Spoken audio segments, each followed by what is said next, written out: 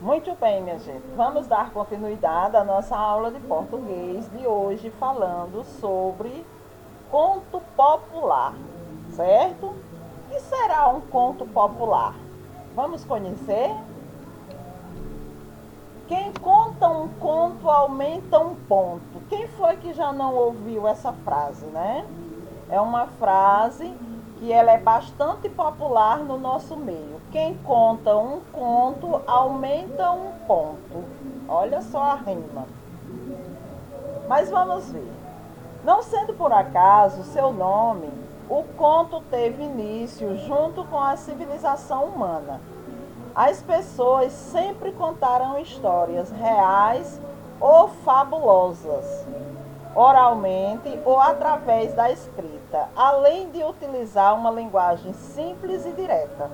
Ou seja, gente, o conto, principalmente o conto popular, é uma história, é uma narrativa que ela vem desde o início da humanidade, desde quando o homem se fez homem. E as pessoas, elas contam histórias e que essas histórias, muitas vezes, elas são reais e muitas vezes elas não são reais, certo? Quando elas contam, elas juntam aquela leva de pessoas, né? Junta aquele grupo de pessoas para contar as histórias. Ou então, quando elas escrevem, né? Oralmente é quando elas estão falando de uma pessoa para outra. E a escrita quando elas estão escrevendo, certo? Então nós vamos ver agora que esses contos eles têm suas diferenças, sendo que o conto popular ele é popular porque vem de quê? De população.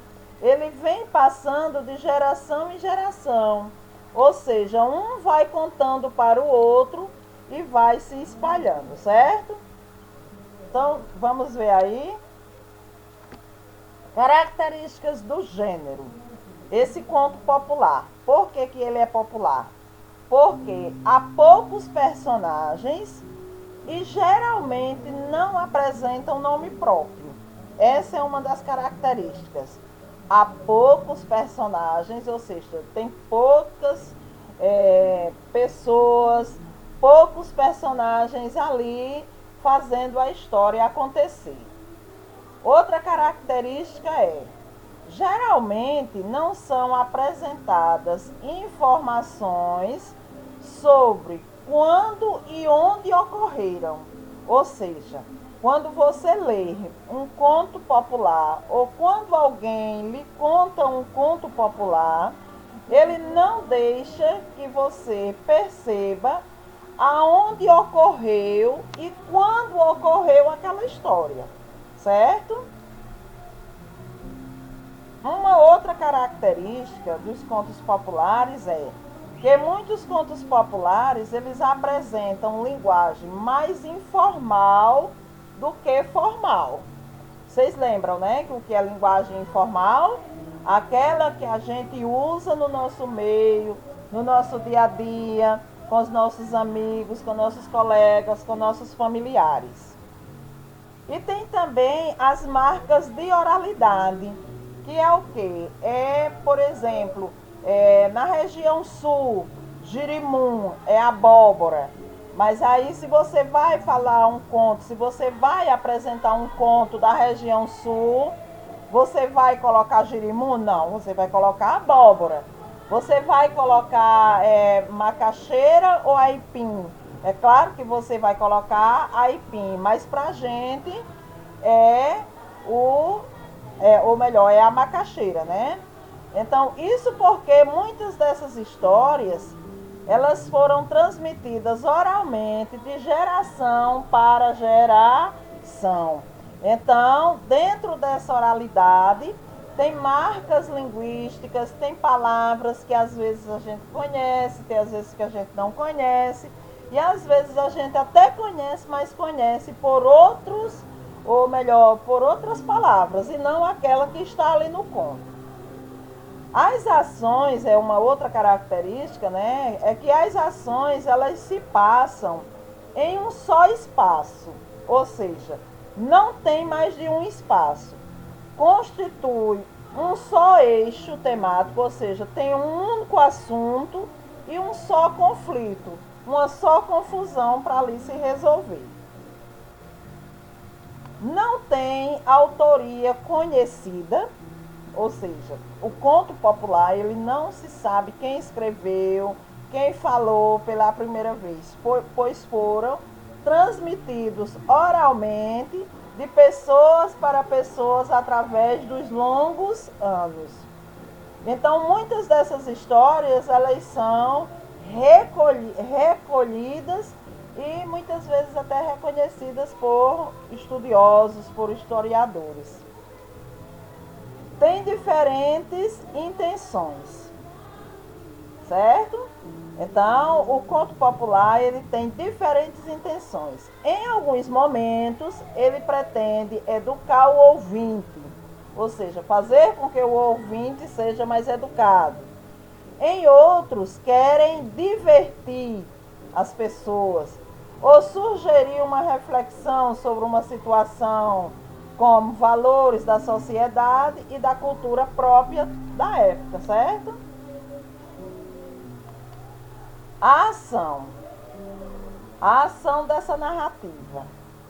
Vocês já viram a semana passada, dentro do conto que a gente trabalhou, que foi os contos maravilhosos, não foi isso? Então a gente viu as ações dentro da narrativa. Só que nós vamos fazer agora uma pequena revisão. Situação inicial é o que? É a composição do cenário, da narrativa e da apresentação de seus personagens, marcada pelo uso de texto descritivo e adjetivos.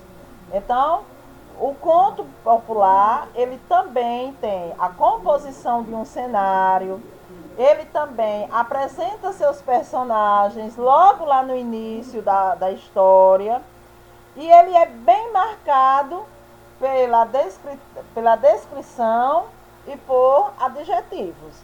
Descrição, o que é descrição? É você descrever um lugar, é você descrever uma pessoa, é você dizer que a menina era alta, magra, de cabelos longos, ela estava numa floresta, que essa floresta era escura, bonita, entendeu? Então é isso, a primeira, que é a situação, né? A primeira situação, que é o início. Complicação. Focados na ação narrativa, marcados pelo pretérito perfeito do verbo, ou seja, é marcado pelo passado, certo? Nada de uma ação, ou seja, essa complicação, essa ação, ela não fica no presente, nem vai ficar no futuro. Ela está sempre no passado. Foi há muito tempo que aconteceu isso e isso. É passado, certo? Clímax, que é aquele momento da história, aquele momento que tem mais emoção, quando você quer saber o que vai acontecer. É o ponto alto da história, o uso dos verbos de ação. E o discurso é direto ou indireto, que é quando há o diálogo do personagem ou não. E aí vem o último, que é a resolução do conflito, que seja a apresentação do mistério, né? O que foi que aconteceu? Como foi que terminou? Agora, gente, nós vamos conhecer um conto popular, que é O Padre, o Caboclo e o Estudante. Vamos ver? Um estudante e um padre viajavam pelo sertão, tendo como bagageiro um caboclo. Deram-lhes numa casa um pequeno queijo de cabra. Não sabendo como dividi-lo, mesmo porque chegaria um pequenino pedaço para cada um, o padre resolveu que todos dormissem, e o queijo seria daquele que tivesse durante a noite o sonho mais bonito, pensando em enganar todos com os seus recursos oratórios. Ou seja, o padre pensou que ia enganar a todos, né? Todos aceitaram e foram dormir. À noite, o caboclo acordou, foi ao queijo e comeu. Pela manhã, os três sentaram à mesa para tomar café. E cada qual teve de contar o seu sonho, que era para saber quem ia ficar com o queijo, né? Afinal de contas, ficaria com o queijo aquele que apresentasse o sonho mais bonito. O padre disse ter sonhado com a escada de Jacob e descreveu brilhantemente. Por ela, ele subia triunfamente para o céu.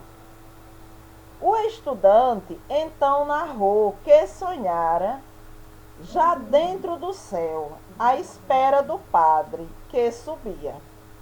O caboclo sorriu e falou: eu sonhei que via seu padre subindo a escada e seu doutor lá dentro do céu, rodeado de amigos. Eu ficava na terra e gritava: seu doutor, seu padre, o queijo, vós me seis esqueceram o queijo.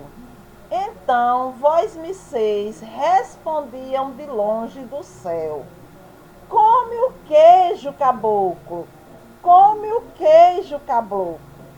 Nós estamos no céu, não queremos queijo. O sonho foi tão forte que eu pensei que era verdade. Levantei-me enquanto vós me seis dormiam e comi o queijo. E aí, gente, o que é que vocês acharam desse conto aí? Desse conto popular? Do padre, do estudante e do caboclo. Bem interessante, né, gente? E vejam que, olha só a palavra vós me seis. Ele emprega essa palavra vós me seis. A gente emprega essa palavra hoje em dia? Não, a gente não emprega. A gente não utiliza. Mas como é um conto popular e ele vem passando de tempo e tempo, de tempos e tempos e tempos e tempos atrás, que ele vem sendo contado, então o vós me seis existia. Não existe hoje, né? A gente não pronuncia mais esse vós me seis. É você, não é isso? Mas eles falavam vós me seis. Então veja aí que a gente já tem uma marca de oralidade, o vós me seis, certo? Então, gente, eu vou colocar uma atividade lá, né, na plataforma para vocês resolverem aí com o vós me seis, tá bom?